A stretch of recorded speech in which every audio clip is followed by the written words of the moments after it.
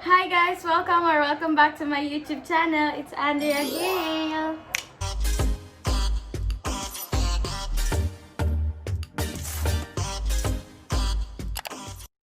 Nandito na ulit tayo sa another vlog. At kung bago ka pa lang sa channel ko, huwag mo kakalimutan mag-like, share, subscribe, at i-hit mo na rin yung bell button para updated kapag mag-upload ako ng bagong video. At ngayon, ang gagawin natin ay how to start a diamond painting project. So, yun, kung gusto nyo matuto kung paano mag-diamond painting, just keep on watching. Ayun, ipapakita ko muna sa inyo yung mga diamond painting ko. Nakaka-apat na ako. Bali, pang-5 na itong gagawin natin ngayon. Una kong diamond painting, ito. Kaya malit lang, 30 by 30 lang. Sunod naman, so 30 by 40 ata to. Hindi ako nagkakamali. Next naman, so same lang sila ng size ng pangalawa. At next, yung medyo pinakamalaki, tas personalized. Ito, yes, with my jowa. Yan, magsimula na tayo. Ang things you'll need: sticker paper, itong lalagyan ng gems. Optional lang to, kung nagsisimula ka pa lang, pwede namang hindi. Syempre, yung piece ng diamond painting mo. Ang laman nito, ang mismong kit na pinili ko, itong drilling pen, tray, tsaka wax. Tapos meron din siyang onting ziplocs. Kasi pangit yung lalagyan niya. So, kung hindi ziplock yung nakuha nyo, mahirapan kayo kapag wala kayong beads organizer. Nalagay ko na lang yung link sa baba kung saan ko nabili yung mga yun. Kailangan mo nung canvas mo. Ito ang gagawin natin. 30 by 40 din siya. Yan. Round. Tapos sunod, kailangan mo ng markers para pang-sulat sa mismong sticker paper, cutter, bunteng, baling ruler. Dahil charot, ruler. So, dito ko nilalagay yung mga hindi ko nagagamit na ganito. Kukunin ko lang yung dati kong ginagamit. Kuha ko ng isang tray, ng isang wax. Pero syempre, ayusin ko muna yung mga beads. At ito. Papakita ko sa inyo kung paano ayusin yung mga beads. I'll show you. Yun, ito nga pala kailangan mo pag magsisimula ka na. Itong cutter, tsaka ruler na i-set aside ko muna. Konti lang ata yung colors nito. 15 colors lang. Siyempre kukunin mo rin ito para may guide ka kung ano yung isusulat mo. So, yan. Ito yung beads. Yan. 4. Ngayon, magugupit muna ako ng sticker paper. Maliliit lang. Hindi mo na kailangan malaki.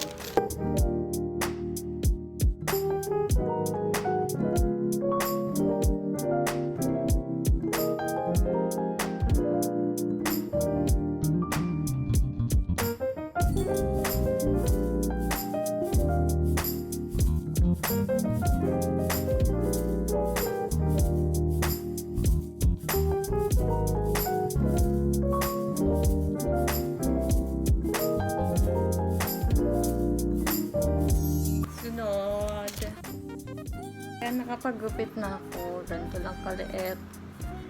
Sunod is sulatan mo symbol na nakalagay dito. Hindi mo siya symbol eh. Letters tsaka ano. Tsaka numbers.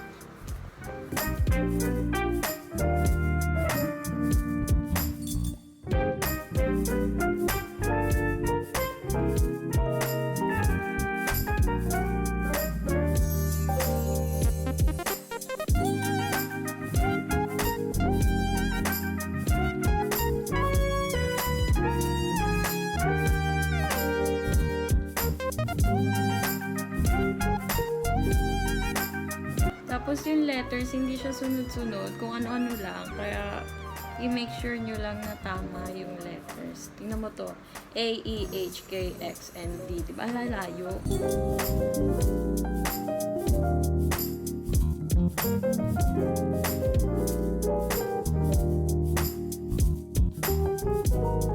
Tapos ngayon naman, itidikit ko na siya dun sa mga organizers. Dikit ko na dito. 4 yung isang ganito. Feeling ko kakasya lang sa... Hindi ko alam kung kakasya. Papakita ko na lang sa inyo.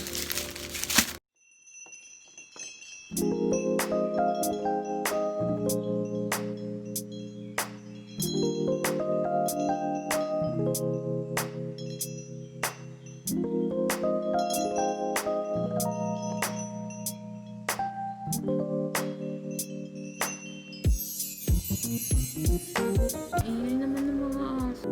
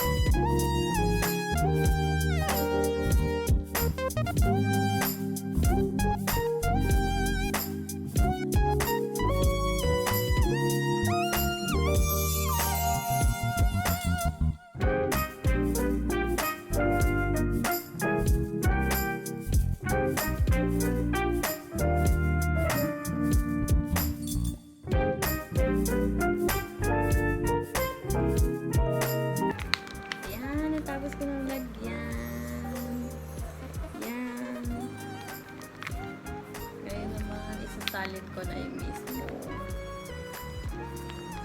gems, beads, whatsoever na bongga. Salin ko.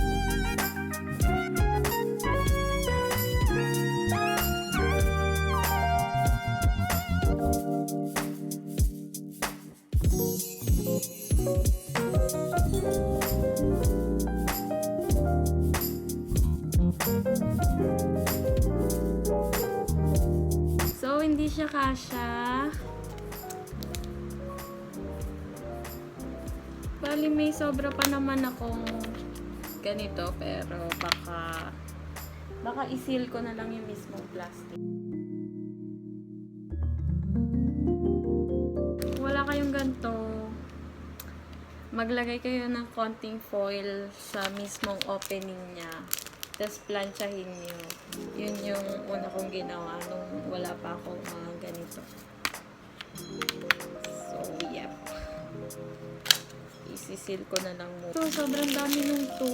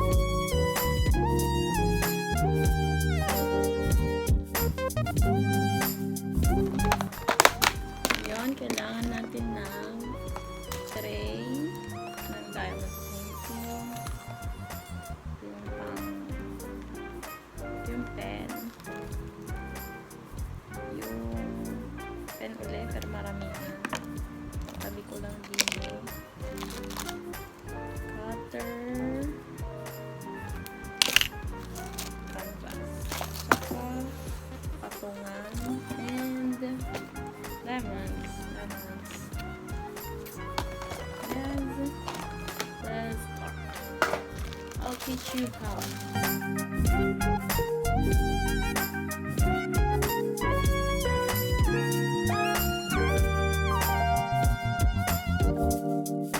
So, pag nagka-cutter, kailangan nyo din pala, asan yung mali ko ulit? So, pag nagka-cutter, yung mag-iingatan nyo kasi yung isa ko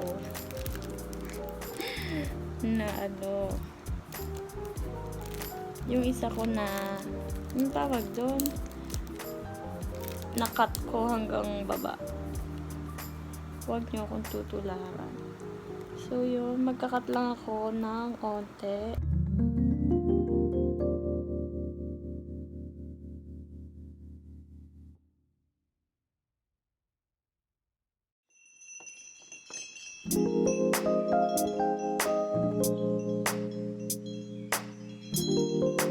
So, ayan. Pag natanggalan mo na ng mismong plastic yung canvas, titignan ito, yung black, number 2. So, maglalabas ako ng number 2.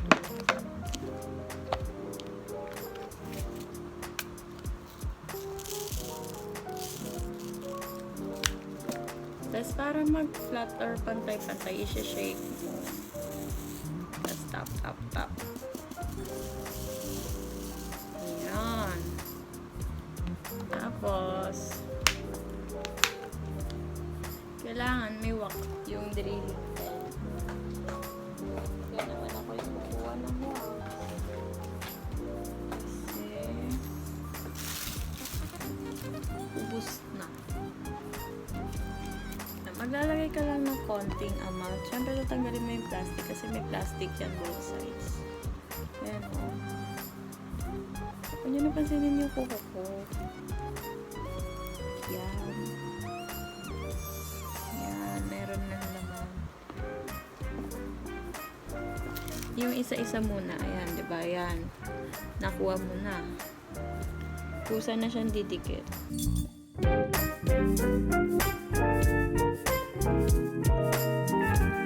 Tapos kapag gumamit ka naman ng tatlo, make sure mo lang na pantay siya. So, wala nang dikit yung wax ko sa tatlohan. Okay, wala na talaga siya dikit. Tatanggalit ko gamit to chani na galing sa isang hindi, binili pala namin yun ng bukod. Tinanggal ko lang yung wax para mapalitan na. Hindi ko alam kung tinatanggal din nila yun, pero ako prefer kong tanggalin kasi para yan.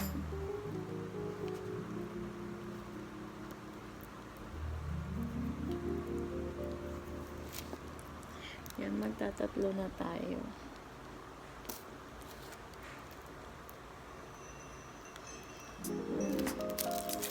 Ayan, nilagay ko na yung tatlo. Yan. Try ulit natin para makita nyo.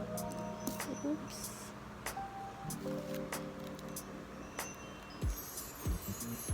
Yan.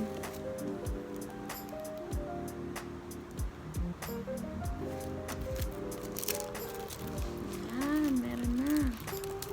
Yan, oh. Thank you for watching. Huwag makakalimutan mag-like, share, subscribe, at i-hit mo na rin yung bell button para updated ka pa mag-upload ako ng bagong video. Feel free to comment down below any video suggestions. Yan, thank you for watching. Bye!